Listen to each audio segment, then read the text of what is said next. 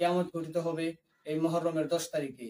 তো এই মুহররমের 10 তারিখে আপনি আল্লাহর কাছে প্রার্থনা করবেন, রোজা রাখবেন, যা কিছু চাওয়ার চাবেন আল্লাহ আপনাকে দান করবেন। প্রিয় দিনদার ভাই ও বোনেরা, অনেকের স্বামী ভালো নয়, অনেকের স্ত্রী ভালো নয়, সন্তানাদি ভালো না। আপনি জাদুমন্ত্র কুফরি, হিন্দুদের ধর্মের মধ্যে মুসলমান হয়েও দৌড়াদৌড়ি করেন, এটা করেন সেটা করেন, কালী পূজা, এই পূজা, সেই পূজা। আপনি দৌড়াদৌড়ি করতেছেন আপনি তাদেরকে বাধ্য করার জন্য। দিনদার ভাই বোনেরা, এরকম কিছু মুহূর্ত আছে, এরকম কিছু সময় আমাদের মাঝে অতিবাহিত হয়। আপনার ওই সময়গুলোতে যখন চাওয়ার মতো চাইতে পারবেন, বলার মতো বলতে পারবেন, আপনি হেদায়েত প্রাপ্ত হইতে পারবেন, মনের আশা আকাঙ্ক্ষা গুলো কবুল করাই নিতে পারবেন। দিনদার ভাই ও বোনেরা, মুহররম মাস অত্যন্ত গুরুত্বপূর্ণ একটি মাস। এই মুহররম মাসে ইতিহাসে অনেক কিছু ঘটে গেছে এবং ভবিষ্যতের সামনে অনেক কিছু ঘটবে। এই মুহররম মাসে আল্লাহ রাব্বুল আলামিন হযরত আদম আলাইহিস সালাতু ওয়াস সালাম, হাওয়া আলাইহিস সালামকে জমিনের মধ্যে যখন পাঠিয়ে দিয়েছিলেন, মুহররম মাসে অনেক দিন কান্নাকাটি, অনেক বছর কান্নাকাটি করার পরে একত্রিত করছেন। মুহররম মাসে আইয়ুব আলাইহিস সালাতু ওয়াস সালাম শরীরের মধ্যে যখন পোকা হয়েছিল, মুহররমের 10 তারিখে আল্লাহ রাব্বুল আলামিন তাদেরকে সুস্থতাদায়ক জিন্দেগি দান করেছেন। ইয়ামুল আশুরা অর্থাৎ মুহররমের 10 তারিখকে ঘিরে ইতিহাসে অনেক কিছু ঘটে গেছে এবং অনেক কিছু ঘটবে। আমাদের পয়গম্বর, আমাদের পূর্বসূরি যে পয়গম্বর ছিল হযরত মুসা আলাইহিস সালাতু ওয়াস সালাম, হ্যাঁ ফেরাউনের দাওয়া খেয়ে আল্লাহ রাব্বুল আলামিনের কুদরতের মাধ্যমে নীল নদ পার হয়ে এই ইয়ামুল আশুরা অর্থাৎ 10 তারিখের দিনে, হ্যাঁ আল্লাহ পাক রব্বুল আলামিন ওনাকে উদ্ধার করেছিলেন, নীল নদ পার করায় দিয়েছেন, রাস্তা তৈরি করে। সুবহানাল্লাহ। ফেরাউনের বাহিনীকে আল্লাহ তাআলা ধ্বংস করেছেন। সেই শুকরিয়াতান হিসেবে আল্লাহর হাবিব সাল্লাল্লাহু আলাইহি ওয়াসাল্লাম যখন সফরে বাইর হইলেন, দেখলেন ইহুদিরা একটা রোজা রাখে। জিজ্ঞাসা করা হইলো তারা কেন রোজা রাখে? বলা হইলো যে তারা ইহুদির অনুসরণ করতেছে হযরত মুসা আলাইহিস সালাতু ওয়াস সালামের, এইজন্য একটা রোজা রাখে, উপবাস করে। আল্লাহর হাবিব সাল্লাল্লাহু আলাইহি ওয়াসাল্লাম তখন রায় করে দিলেন, আমি যদি আগামী বছর জীবিত থাকি এই 10 তারিখের সাথে আরেকটা রোজা রাখবো। সুবহানাল্লাহ। অর্থাৎ যে মা ও বোনেরা, পুরুষ ভাইয়েরা, আমরা যারা রোজা রাখি মুহররমের 10 তারিখে অবশ্যই রাখবো দুইটা রোজা। কয়টা রোজা? দুইটা রোজা। একটা হলো 10 নম্বর দিনে, আর একটা হলো এর সাথে একটা। হয়তো 11 তারিখে রাখবেন, না হয় 9 তারিখে রাখবেন। 9 তারিখ 10 তারিখ, না হয় 10 তারিখ 11 তারিখ। দুইটা রোজা আপনাকে রাখতে হবে, যেহেতু আল্লাহর হাবিব সাল্লাল্লাহু আলাইহি সাল্লাম দুইটা রোজার কথা বলছেন। অনেকে একটা রোজা রাখেন, দুইটা রোজা রাখবেন। এই রোজা রাখার ফজিলত আপনাকে বলে দিচ্ছি। এই দুইটা রোজা যদি আপনি রাখতে পারেন, পিছনের 1 বছরের সমস্ত গুনাহ আপনাকে মাফ করে দেওয়া হবে এবং ভবিষ্যৎ 1 বছরের গুনাহ মাফ করে দেওয়া হবে। এর অর্থ হলো আপনাকে গুনাহমুক্ত জিন্দেগি আল্লাহ রাব্বুল আলামিন দান করবেন। সুবহানাল্লাহ। আপনার কোনো গুনাহ হবে না।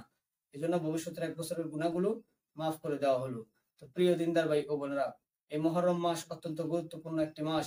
এই মুহররম মাসে আপনি যে দুনিয়ার মধ্যে থাকতেছেন, এই দুনিয়াকে আল্লাহ রাব্বুল আলামিন এই দুনিয়ার নিজামকে নষ্ট করে দিবেন, ধ্বংস করে দিবেন। কিয়ামত ঘটিত হবে এই মুহররমের 10 তারিখে।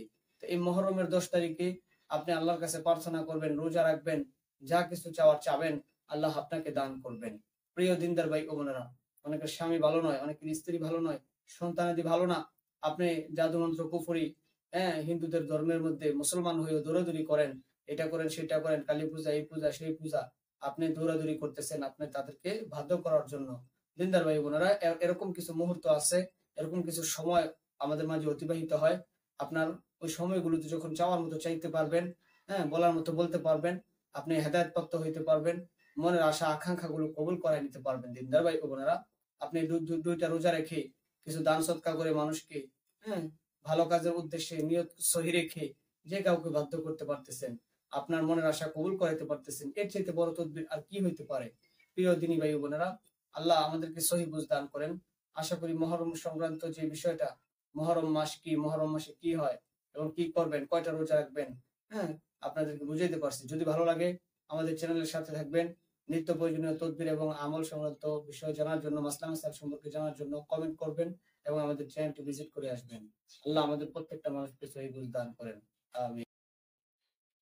আসসালামু আলাইকুম রহমতুল্লাহি ওবারাকাতু। সম্মানিত দিনদার ভাই ও বোনেরা, এতক্ষণ যাবৎ এই ভিডিওটি শোনার জন্য এবং দেখার জন্য আপনাদেরকে জানাই আন্তরিক শুভেচ্ছা ও অভিনন্দন।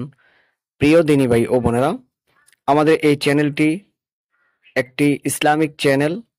প্রতিনিয়ত আপনাদের মাঝে কোরআন সুন্নাহ অনুযায়ী বিভিন্ন মাসলা মাসাইল, বিভিন্ন আমল ও তদবির সংক্রান্ত বিষয় নিয়ে ভিডিও আপলোড করা হয়, আপনাদের মাঝে উপস্থিত হয়ে থাকি।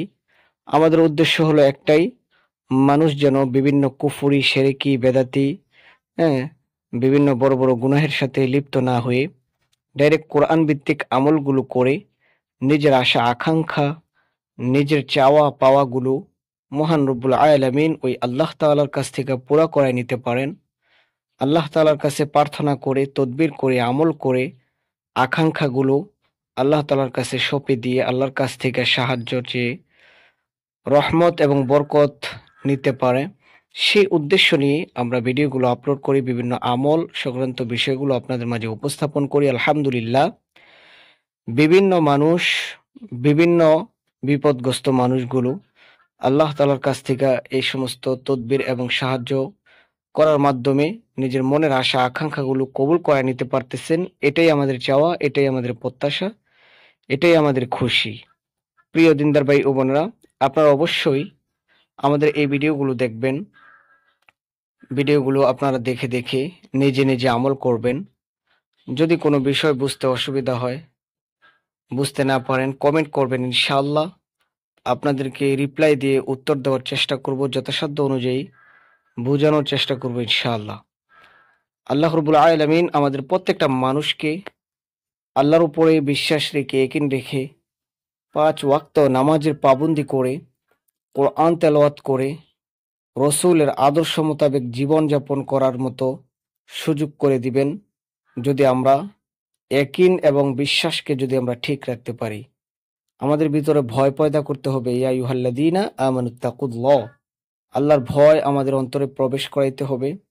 যা কিছু চাওয়ার সবকিছু আল্লাহর কাছে চাইতে হবে, কোরআনী সাহায্যের মাধ্যমে, কোরআন ভিত্তিক আমলের মাধ্যমে, নামাজগুলো আদায় করে করে, সলার মাধ্যমে, কোরআন তেলাওয়াতের মাধ্যমে আপনি আল্লাহর কাছে আপনার হেদায়েতের জন্য, আপনার পরিবারের হেদায়েতের জন্য দোয়া করেন, প্রার্থনা করেন।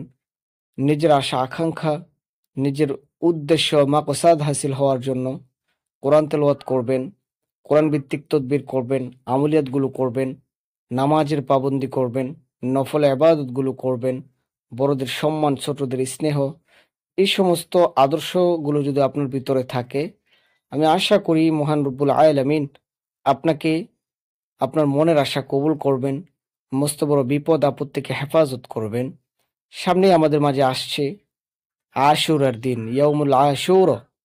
এই আশুরার দিনে অনেক কিছু ঘটছে, অনেক কিছু ঘটবে, কিয়ামত সংঘটিত হবে। আশুরার দিনে ২টি রোজার কথা বলা হয়েছে, আপনাদের মাঝে এই ভিডিওতে উপস্থাপন করলাম, আমলিয়াত সংক্রান্ত বিষয়গুলো বললাম।